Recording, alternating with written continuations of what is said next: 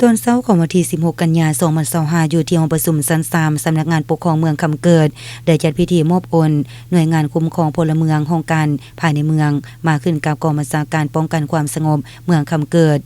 โดยการเป็นประธานของท่านพันโท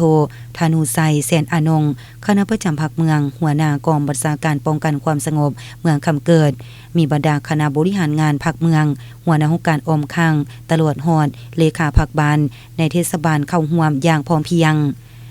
ในพิธีทานดวงมณีสีบุญเฮืองคณะองค์การภายในเมืองได้ผ่านบริงานการจัดตั้งปฏิบัติเวียกงานคุ้มครองพลเมืองบทบันทึกมอบโอนหน่วยงานพร้อมกันนั้นท่านโทมา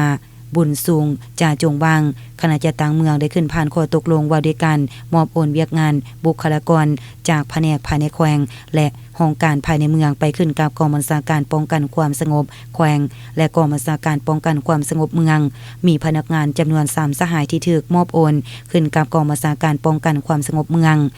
พิธีได้เซ็นบทบันทึกมอบหับกงจากการจัดตั้งระหว่างห้องการภายในเมืองคำเกิดและกองบัญชาการป้องกันความสงบเมืองคำเกิดมีบรรดาหัวหน้าห้องการพนักงานและห้องการที่เกี่ยวข้องเข้าร่วมเป็นสักขีพยาน